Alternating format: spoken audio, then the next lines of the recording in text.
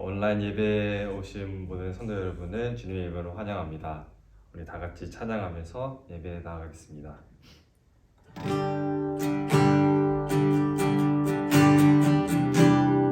마음이 상한 자를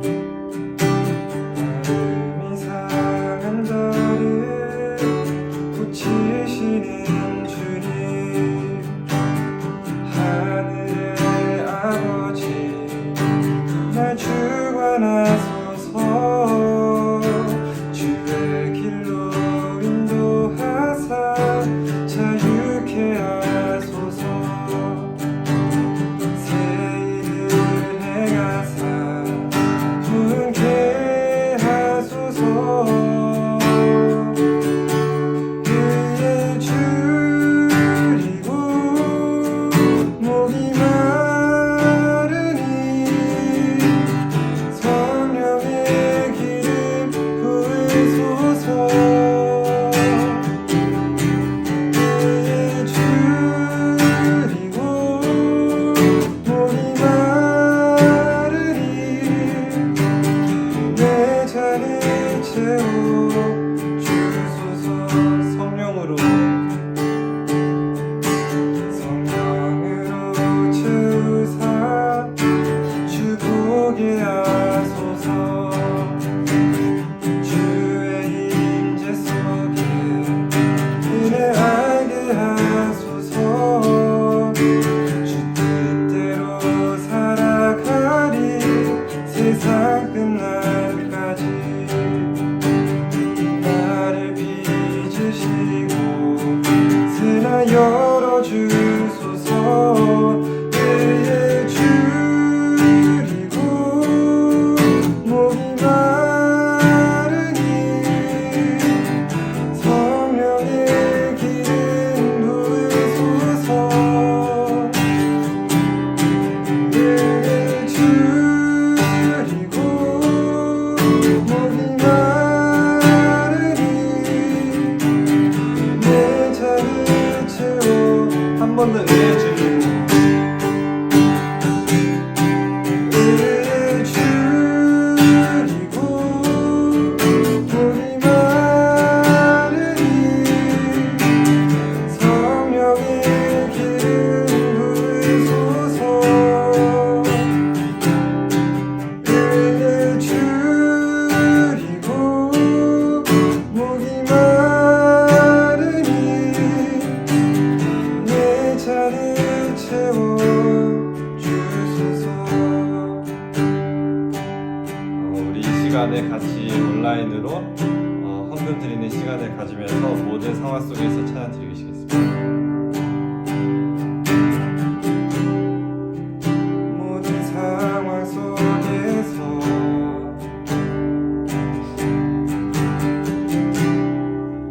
주를 찬양할지라.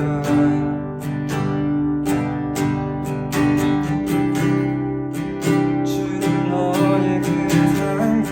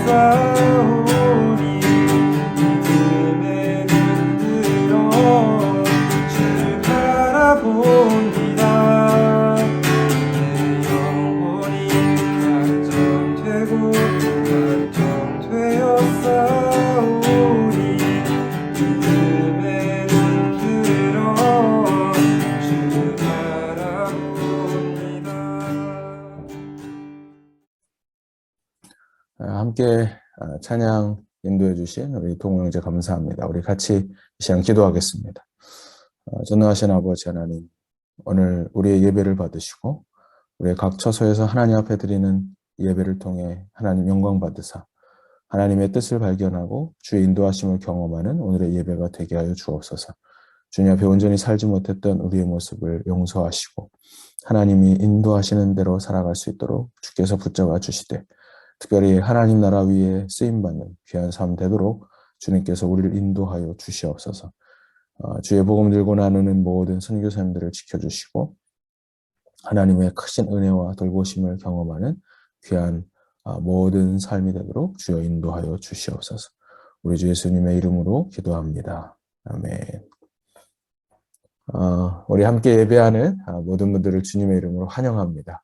우리 이 시간 가족들이 있으면 함께 서로 안아주면서 축복합니다, 사랑합니다 인사할까요? 저 옆 사람하고 축복합니다, 사랑합니다. 감사합니다.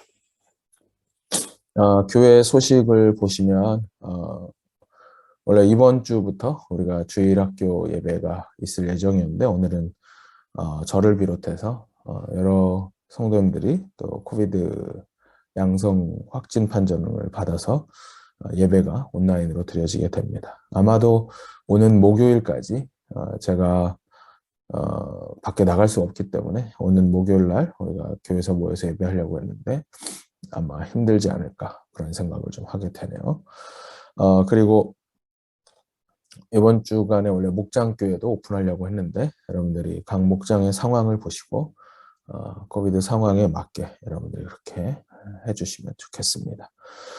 교회 소식 보시면 다음 주에 팀장 모임이 있습니다. 그리고 그 다음 주에는 AJ 라헬 선교사님이 오셔서 하는 말씀을 또 전해주실 시간이 있습니다. 여러분들이 기대해 주시면 좋겠고요.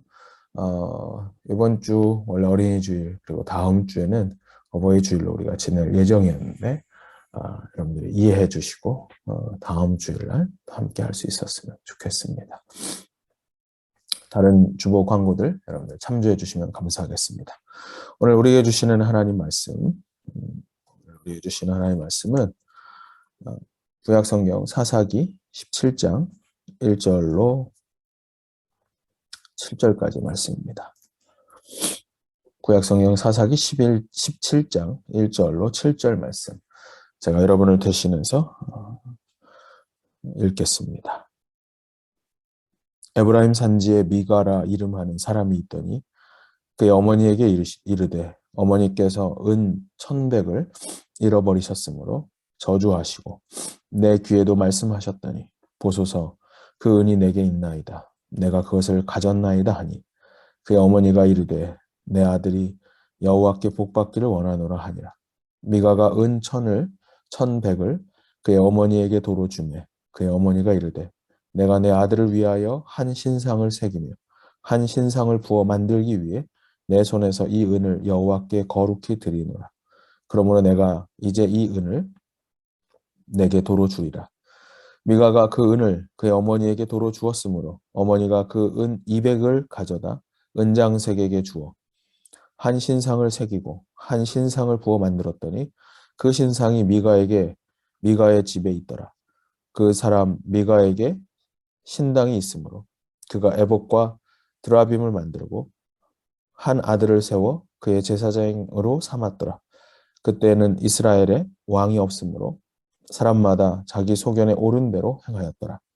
유다 가운데 속한 유다 베들레헴에 한 청년이 있었으니 그는 레위인으로 거기서 거류하였더라. 12절 한 번 더 볼까요? 12절. 미가가 그 레위인을 거룩하게 구별하며 그 청년이 미가의 제사장이 되어 그 집에 있었더라. 아멘. 오늘 우리 주어진 말씀을 바탕으로 사사기 강의 19번째 시간입니다. 나의 종교에서 벗어나라 라는 제목으로 함께 은혜를 나누고자 합니다.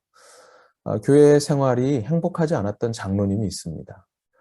이번에 신앙에 지대한 영향을 미쳤던 분이 어머니였습니다. 그 어머니는 교회 출석도 열심히 했고 그리고 기도도 열심히 했습니다. 그러나 하나님과의 만남은 없었어요. 겉으로는 열심히 신앙생활을 하는데 그 마음속에는 자기 욕심이 우선이었습니다. 이런 어머니를 보면서 신앙생활을 했던 장로님은 바른 신앙을 갖기가 참 어려웠을 것입니다. 장로님은 최근에 교회에 가면 마음에 죄책감이 많이 들었다고 합니다. 이유가 뭐냐 하면 어른이 된 후부터 어머니의 돈을 관리하고 있었는데 몰래 어머니의 돈을 가로채고 있었기 때문이에요. 그 재산을 몰래 상당수 많이 가로채고 있었기 때문에 그는 예배를 드릴 때마다 설교를 들을 때마다 마음에 죄책감이 있었습니다. 그의 불만은 자기 자신에게 있지 아니하고 교회를 향하게 됐습니다. 자기에게 다른 그런 여러 가지 의견을 내거나 혹은 바른 말을 하는 사람들을 싫어하게 됐고 특별히 바른 그런 신앙을 인도하기 위해 노력하는 목사님이 참 마음에 안 들었어요.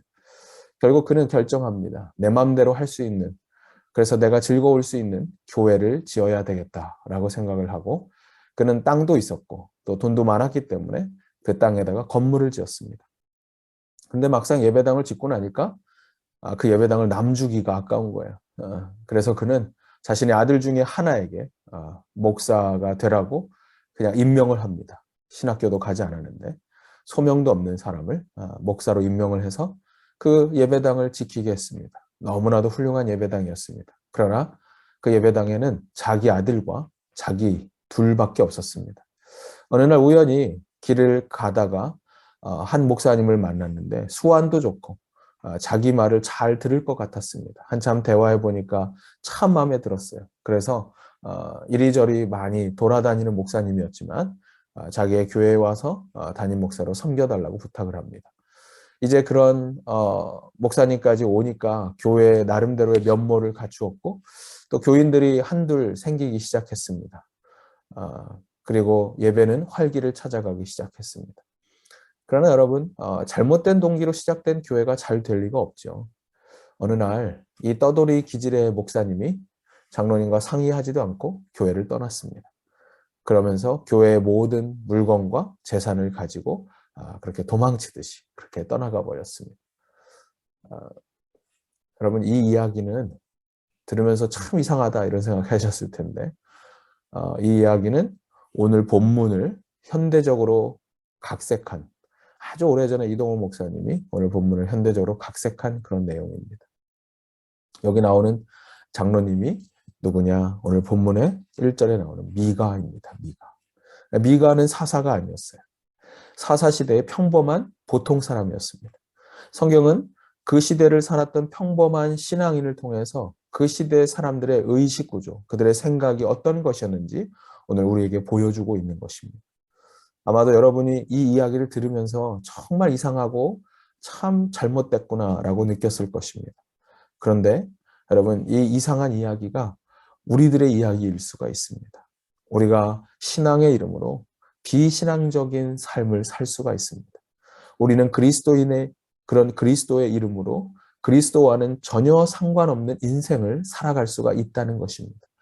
오늘 본문에 나오는 미가는 왜 이런 잘못된 믿음의 길을 걸어갔을까요?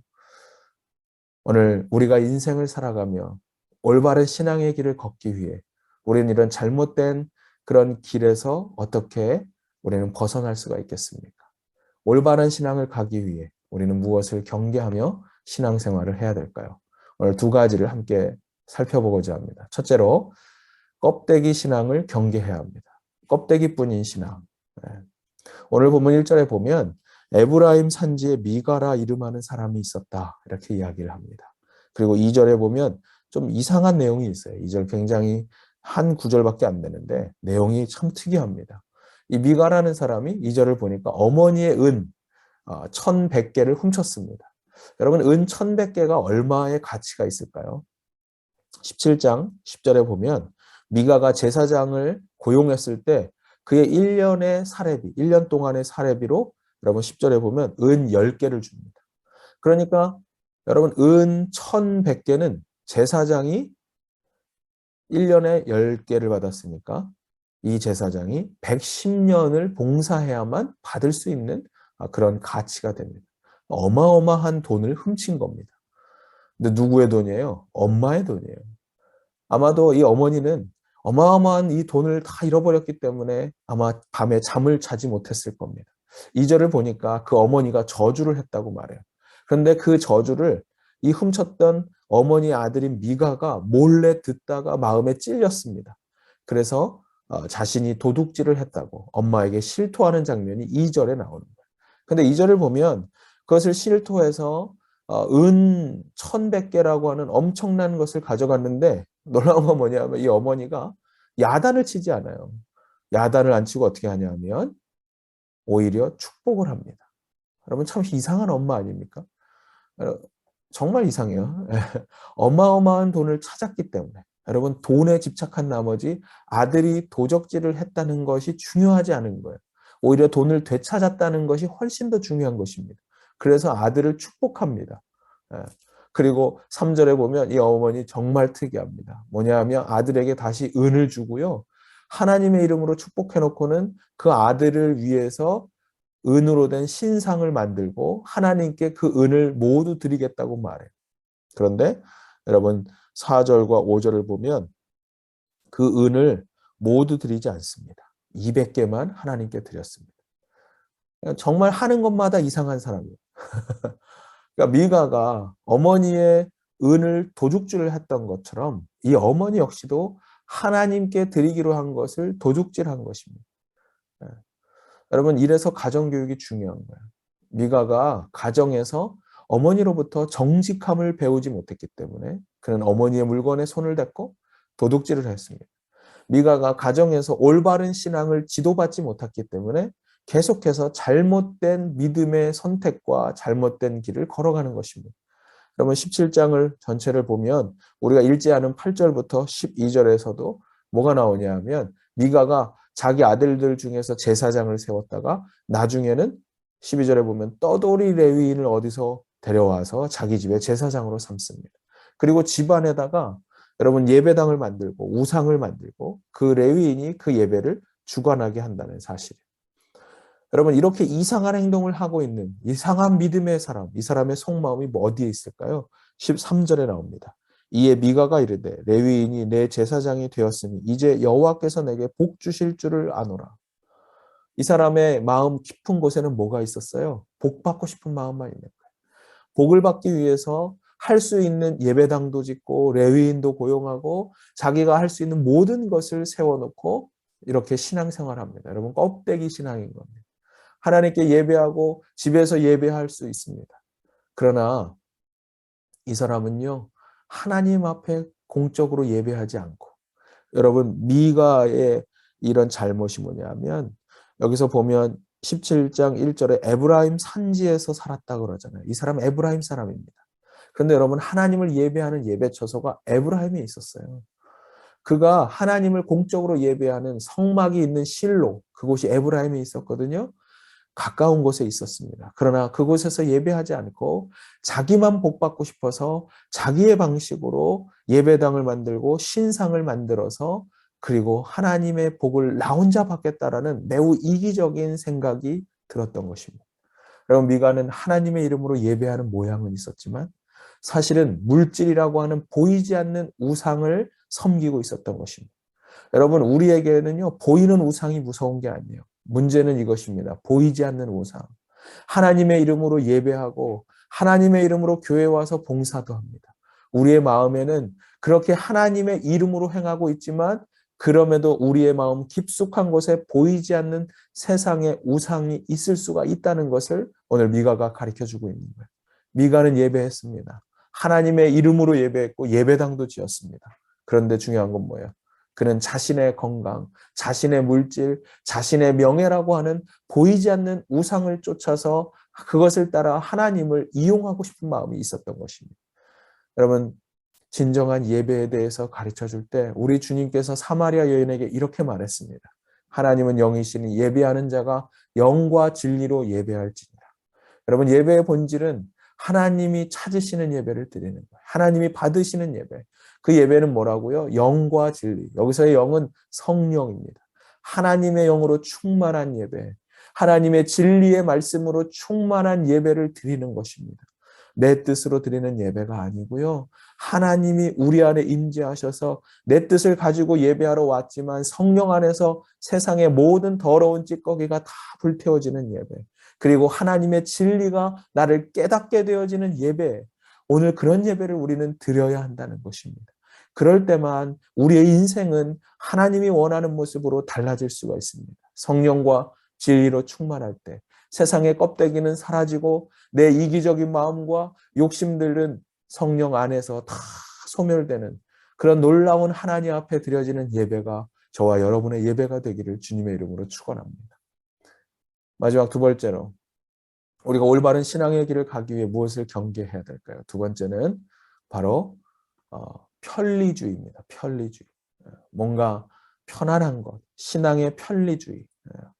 내가 편안한 걸 찾는 그런 삶. 그것이 바로 올바른 신앙의 길에서 멀어지게 하는 것입니다. 자, 우리가 오늘 사사기 17장을 보았지만 사사기 18장에는 또 다른 유형의 독특한 인물들이 등장하기 시작합니다. 그게 누구냐 하면 단지파입니다.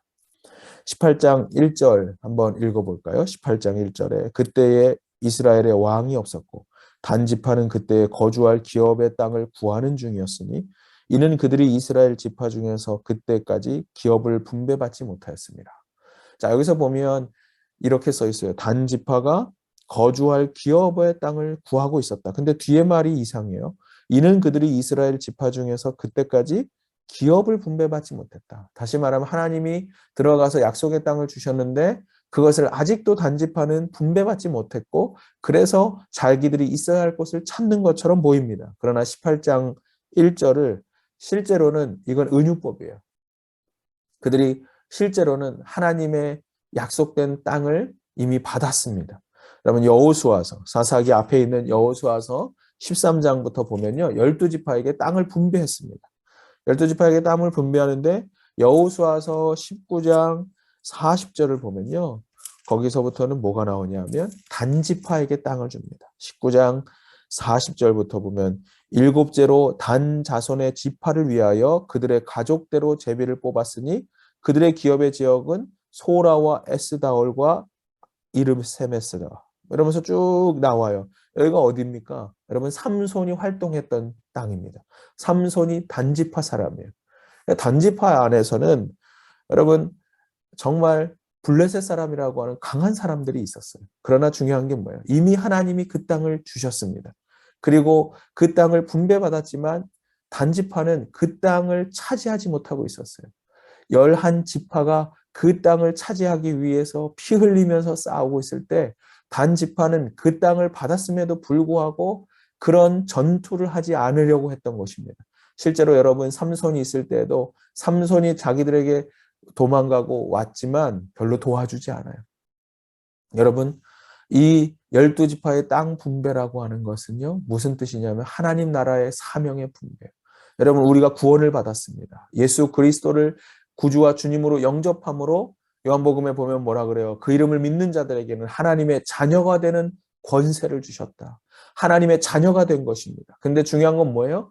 권세를 받았음에도 불구하고 구원받았음에도 불구하고 이 땅에서 하나님의 자녀의 권세를 발휘하고 하나님의 축복과 권세를 누리는 삶은 우리의 몫이라는 거예요. 우리가 그런 헌신을 통해서 그것을 얻어낼 수가 있다는 거예요.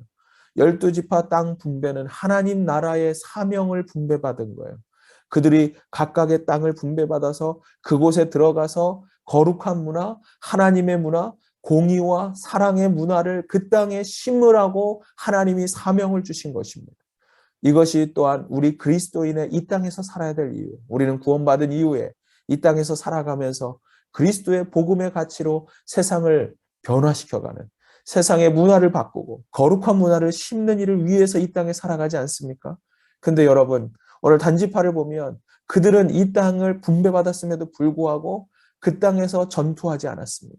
그들은 그 땅을 차지하기에 너무 힘든 적을 보면서 도망갔습니다. 여러분 우리 안에 이런 삶이 있을 수가 있어요. 하나님의 자녀로서 하나님의 거룩한 정의와 하나님의 공의를 지켜가는 삶이 버겁거든요. 세상 사람들하고 다른 삶을 살기가 너무 힘들어서 오히려 오늘 편안한 땅을 찾아가는 단지파처럼 교회에 와서도 훈련받지 않고 교회에 다니면서도 하나님의 영적인 싸움을 걸지 않고 그저 세상에서 왕따가 될까 봐 두려워서 안일하게 신앙생활하는 사람들. 여러분 그들이 바로 오늘 단지파라는 것입니다. 단지파 사람들은 그들의 땅이 있었던 땅을 벗어났습니다. 지중해 연안에 가자 지구가 있는 곳, 그곳이 그들의 땅이었어요. 그런데 그곳을 버리고 그들은 18장 7절에 보면 엉뚱한 곳으로 갑니다. 이스라엘 땅의 제일 북쪽에 있는 라이스라고 하는 땅에 갔습니다. 라이스라는 땅이 어떤 땅인가? 18장 7절을 보세요. 이에 5사람이 떠나 라이스에 이르러 거기 있는 백성을 본즉 염려 없이 거주하며 시돈 사람들이 사는 것처럼 평온하며 안전하니 그 땅에는 부족한 것이 없으며 부를 누리며 시돈 사람과 거리가 멀고 어떤 사람과도 상종하지 않았다. 여러분 여기 18장 7절에 이 사람들이 자신의 땅을 보고 있는 세상을 살아가는 그들의 라이스를 선택하는 기준이 나와요. 첫 번째 뭡니까? 시돈 사람들처럼 평온했기 때문에 그 땅에 있다는 거예요. 시돈 사람이 어떤 사람이냐 하면 여러분 이스라엘 땅에 그 지중해 위쪽에 보면 그 북쪽에 지중해 연안에 페니키아인들이 살고 있었던 매우 큰 도시가 있었습니다. 시리아 땅이라고 할 수 있는 북쪽에 있는 땅. 엄청난 기술과 문명을 가지고 있었고 그들은 해상무역을 했습니다. 페니키아인은 우리의 역사 속에서도 보면 해상무역을 하잖아요. 그래서 그들은 부를 창출하고 있었고 굉장히 좋은 땅을 만들어가고 있었어요. 라이스에 가는 순간 단지파 사람들은 거기가 시돈과 같았다라고 느낀 것입니다. 시돈 사람들처럼 물도 풍부하고 농산물도 잘 자라고 평온하고 안전한 땅. 그들은 그곳이 매력적으로 보였어요. 두 번째 기준이 무엇입니까? 여러분 부족함이 없어 보였다는 거예요. 부족함이 없어 보였다. 10절에 보니까 세상에 있는 것이 10절에 보면 세상에 있는 것이 하나도 부족함이 없어 보였다. 이렇게 보고를 합니다. 세상에 있는 건 다 있다는 거예요. 어떤 땅은 없는 것도 있지만 이 땅은 다 있더라. 경제적으로 내가 누릴 수 있는 게 많더라. 여러분 그 사람들 단지파 사람들이 세상을 살아가는 기준을 여기서 볼 수 있어요. 그들은 세상을 살아가는 그들의 눈에는 여러분 영적인 시각이 하나도 없었다는 거예요. 미래를 열어가는 그들의 눈에는 spiritual view, 영적인 관점이 하나도 없었어요. 하나님의 가치관이 없었어요. 그들의 삶에서 하나님의 가치관이 떠났기 때문에 그들의 인생의 미래에는 하나님도 없습니다. 여러분 그 땅에 가서 그들이 무엇을 하는 줄 아세요? 그들은 바로 우상을 숭배하기 시작합니다. 30절에 보면 18장 30절에 보면 단 자손이 자기들을 위하여 그 새긴 신상을 세웠고 이렇게 이야기합니다. 단 자손이 다시 신상을 세웠습니다. 단 지파가 라이스에 도착해서 했던 첫 번째 일은 하나님을 예배하는 것 같았지만 실로에 있는 하나님을 예배하는 땅이 있었음에도 불구하고 자기만의 따로 예배 처소를 만들었어요. 11지파가 하나님 앞에 능력을 받고 하나님을 만나는 실로의 예배를 드리는 동안 단지파는 그들의 다른 예배 장소를 두었어요. 미가와 똑같습니다. 거기까지 가기 싫은 거예요. 나만 복받고 싶은 거예요. 오늘날 우리가 이런 편리주의를 쫓아가고 안일함에 사로잡혀 있을 때 여러분 우리의 영혼에는 자기도 모르게 우상이 들어올 수가 있어요. 세상적인 가치관이 들어올 수가 있어요. 그런데 그 세상의 가치관이 과연 어떤 단지파의 결말을 만들까요? 그들이 라이스에서 잘 살았을까요? 라이스의 이름을 단이라고 바꿨습니다. 그러나 단이라는 땅은 있지만 여러분 이 땅에 단지파는 존재하지 않습니다. 역대상 2장에 보면 12지파를 소개하는데 12지파 가운데 한 지파가 보이지 않아요. 바로 단지파가 없습니다. 요한계시록 7장에 보면 하나님 우리 주 예수 그리스도가 이 땅을 다시 회복할 때 12지파의 명단이 나옵니다. 하나님이 지키실 당신의 백성들의 명단. 근데 그 명단에 11지파만 있습니다. 한 지파가 없어요. 단지파가 없습니다. 그래서 사람들은 이렇게 말해요. 단지파를 잃어버린 지파, 사라져버린 지파. 여러분 편리함과 안일한 신앙생활 하다가 그들은 세상에 속하여서 세상 속으로 사라져버렸습니다. 그들은 하나님의 나라를 위해 헌신하고 피 흘리기까지 영적인 싸움을 싸우지 않는 그래서 이 세상의 좋은 것을 쫓아가다가 하나님을 잃어버렸고 하나님의 기억 속에서도 그 지파는 영원히 잊혀진 지파가 되었습니다. 신앙의 길은 십자가의 길입니다. 신앙의 길은 헌신의 길입니다. 우리는 피 흘리며 영적인 이 세상의 가치와 함께 싸워야 될 그런 인생을 살며 주님의 뒤를 따라가는 것입니다. 성도 여러분, 우리 주님을 위해 헌신하십시오. 하나님 나라를 위해 내게 주어진 사명의 땅을 버리지 마십시오. 하나님의 가치를 포기하지 마시고 세상을 따라서 내가 원하는 가치를 추구하는 새로운 땅 라이스로 가려는 인생을 살지 마십시오. 오늘 그런 마음이 자꾸 든다면 하나님 앞에 성령과 진리로 드리는 예배를 결단하십시오. 그 예배를 통해 여러분의 인생이, 여러분의 살아가는 삶이 변화될 것입니다. 내 가치관, 내 유익, 내 평안을 버리고 그리스도의 가치, 그리스도의 유익, 그리스도의 기쁨을 따라가는 저와 여러분의 삶을 통해 마지막 하나님 나라에 기억되는 영원한 하나님의 사람들, 저와 여러분이 되기를 주님의 이름으로 축원합니다. 함께 기도하겠습니다. 그렇습니다, 하나님. 우리는 이 세상에 기억될 사람이 아니라 하나님 나라에 기억되기를 원합니다. 이 세상에 기억되려다가 이 세상에서도 잊혀지고 하나님 나라에 잊혀지는 그런 안타까운 단지파가 되지 않기를 원합니다. 신앙생활 하면서 예수의 이름으로 살아간다고 하면서 예수님과는 전혀 상관없는, 예수님이 원하는 모습과는 전혀 다른 삶을 살지 않도록 주여 우리를 붙들어 주시옵소서.